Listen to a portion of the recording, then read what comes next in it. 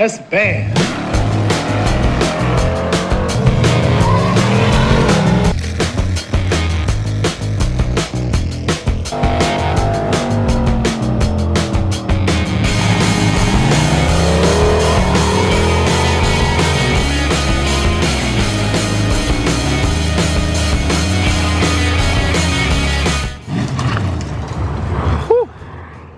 All right, so the holy trinity of budget drag racing, turbo, LS, Fox body.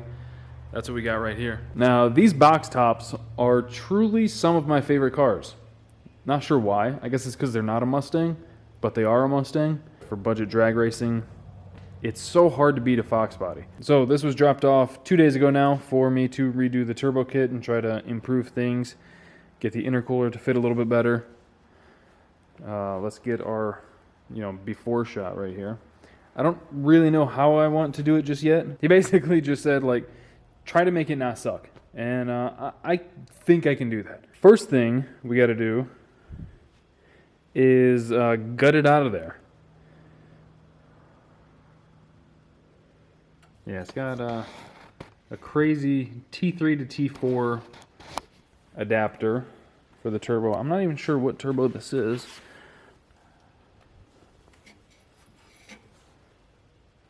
Looks like a cast wheel. I'm not sure. I did ask him if he was set on keeping the up and forward headers, because I'm not a huge fan of those.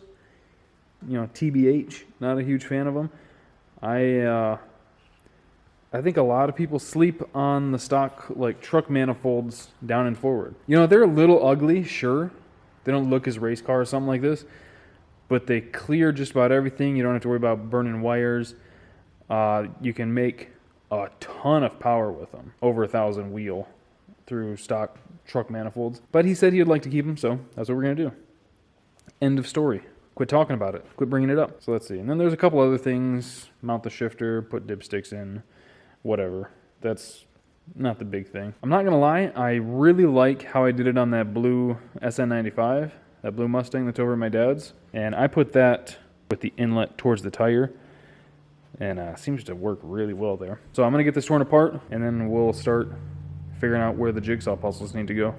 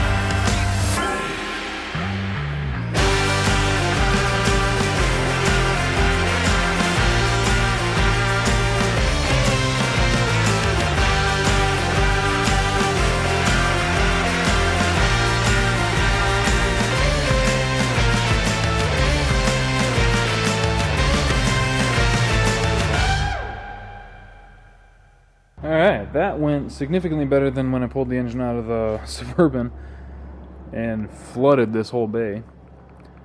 So yeah, pulled the radiator out because he's got that one in there that looks like 3-inch aluminum one that he wants to run.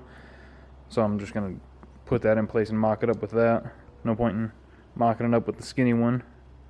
And then when the time comes, find out that that one doesn't fit. Also pulled the intercooler out of the way because I was just going to be all dangly and in the way. It was basically just sitting there. One side was held in with the ratchet strap. The other side was sitting on a brace right there. Suppose now I should set the other radiator in place and figure out where I want the turbo. Or I guess like where would be the best spot for the turbo. I assume he's still going to want it here, which is fine. He doesn't want the exhaust through the fender. I respect that. But he said it's fine if it goes under and does that. I don't know if they're ever going to put a hood back on this car. That I don't know. If that was the case and they weren't going to, I would damn near say just get a T4 log manifold for this side, run it down and under, similar to how Goldie is, and then we can just run a pretty gnarly hater pipe. Actually, that's where it was on that red Fox body I had a couple years ago too. Yeah, let me grab the radiator, we'll get that sat in place.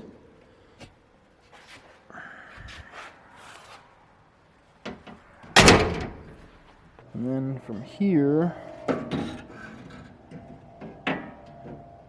there's tons of room there. I don't know exactly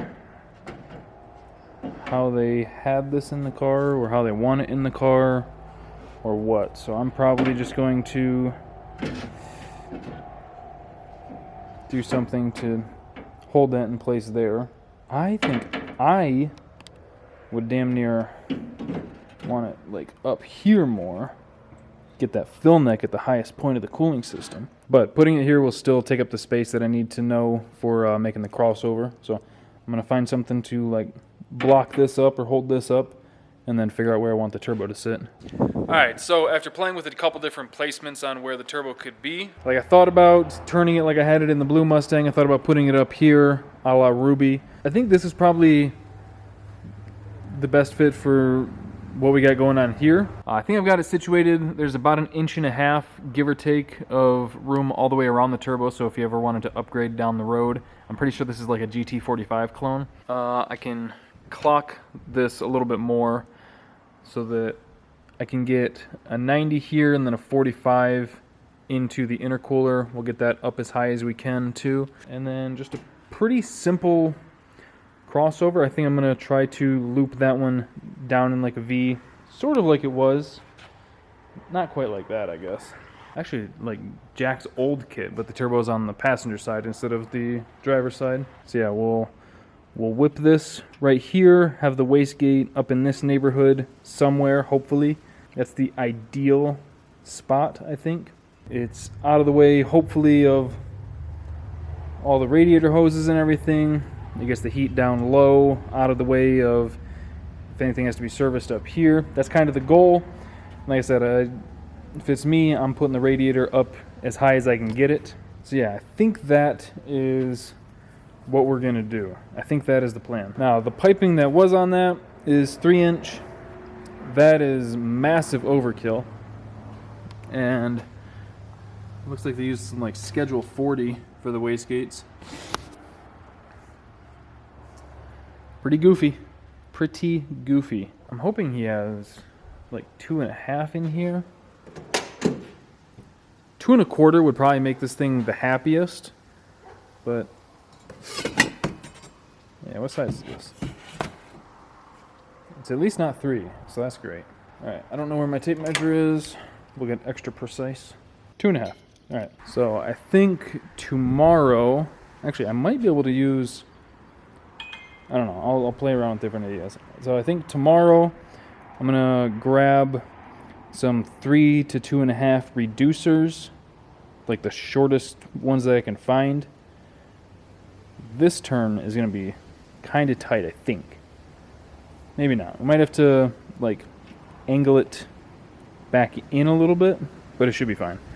So yeah, 2.5 to 3 inch reducers, and I've got to find a reducer for that, because these GT45s have a weird, god dang, these GT45s have a weird flange size. I want to say it was like 3 3/4 or something like that. Look at that.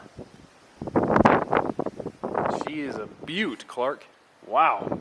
Let's see, and then I believe I should have plenty of room. Like if I start with a 180 and cut it a little bit so that we're coming straight out and then angling down kind of towards the bottom of the radiator, like on that plane, and then I can hit a 90 out the side, out the front here. That should be perfect for the downpipe. That should give us plenty of length to make the O2 sensor happy also. So yeah, I'm just going to get to cutting and tacking and mocking and see what I can come up with. The cold side should be pretty simple. It'll be very similar to how it was, just everything should be in place more. We're going to get the intercooler up a whole lot more and try and get these pipes real close to these bumper struts. That should put the top of the intercooler like up in here instead of down there. So, I'm going to get to work. Alright, things are trucking along pretty good. You can see what I got going on. I got this side all welded, little ugly MIG welds, trying to make the crossover to it. Going pretty good, just need to carve this out, and then I'll mark on the other tube where I need to cut it out. Blast that out with a hole saw, clean it up, get those welded up, and then I'll have the wastegate somewhere in here, I think. Trying to get as much priority into that as possible. But yeah, I think it's turned out pretty good, so I'm going to keep trucking on this, get this thing carved out, and get it all buttoned up. Alright, update number 2. The hot side's turning out pretty good, I think. So you can see the hot side itself is pretty much finished up aside from 3 things. I need the 2 O2 sensor bungs and then obviously the wastegates. We're just going to use one wastegate. I'm going to put it after the merge. I'd like it on an angle like this. You know, something like that. That way it catches both banks really well. He said the car will probably never have a hood on it again, but I like, you know, giving that option. Because like I've said to myself before, like I'm never going to run a hood on, you know, like the RX-7. And then I get to that point and I'm like, you know, a hood would be pretty dang cool. So I'm thinking if we put it like over here, something like that, that should get it below the hood enough. Should still have enough room to get the V-band on there. We can kind of angle that a little bit. Should still catch both banks really well. It's going to get great priority out of the driver's side. Plus, I've seen, at this point, countless turbo kits, like where the crossover is underneath and the wastegate's on that. So in those situations, it's only gating the like the driver's side, and those work really, really well. So I think something like this would still be totally fine. But like that voice in the back of my mind just keeps reminding me, like, if you can put it after the merge, that'd be way better. I'm gonna let some things cool off and settle a little bit. I'm gonna go in and get some lunch and then come back out, hopefully finish up the hot side, and then we can get the intercooler back in place, throw his shifter in the car, and then I think he can dang near come and pick this thing up. All right, it is a little past midnight. And I think I got the hot side and the cold side all done. Well, you know, as done as I can get it. Intercooler's mounted, got these pipes back on, cut a few of them to try and fit a little bit better. This side need an elbow here, but because this is a GT45, it has the weird outlet size, so it needs to go from like a 3 inch to a 3 1/4 or 3 1/2, whatever it is. Yeah, I got the hot side done. Looking pretty good. It's fitting pretty well. I think the wastegate's going to have pretty good priority. Got a downpipe on there. All that I had was some leftover stainless. And I did a little slash cut on it, you know, just to try and kick stuff out a little bit. Hopefully. I was hoping that I would have had one more 90 to kick it like straight out, but I didn't. So that's what I had. There was something else that I did too. I don't remember what it was. Like I said, it's midnight and I'm tired. I need to mount the shifter and get the dipsticks in. I'll do that in the morning. And then aside from that, this thing's ready for him to come and pick up. But all things considered, I think it turned out pretty good. Nice, simple, little mild steel, kind of like leftover, use what you got parts.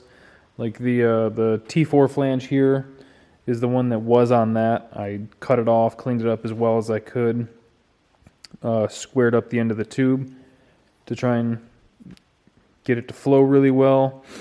Like where these reducers go into the V-bands, I hammered it and like mushroomed it out so that, again, trying to get everything to flow as well as I can. Took the grinder inside the flange for the wastegate here and cleaned up the radius on that. I mean, compared to how it was, significantly better. Also, that thing is heavy as heck. Like, realistically, this thing's probably like 25 pounds. 25 pounds. And this one, if I had to guess, is like 10, maybe 15. I think closer to like 10 to 12 pounds. So saving some weight there. Like I said, there's should be plenty of room inside the fender there if he ever wants to upgrade turbos. Got the intercooler up a lot higher. Like it was damn near 3 inches lower because the charge pipe was sitting on that flange there. So kicked that up a lot higher. I think all things considered, it turned out pretty dang good. So like I said, in the morning I'm going to throw the dipsticks in and get the shifter mounted up. And then tell him, hey, come pick this thing up. I got a Suburban to work on. Yippee. So there you go, building a turbo kit with a bunch of cheap leftover parts. This is a pretty good budget-friendly turbo setup that should still make a lot of power. So I'm going to go inside and pass out for a few hours. Hope you guys enjoyed the video. Thank you for watching. Thank you for subscribing, clicking that bell to get notifications. I'll see you guys next time.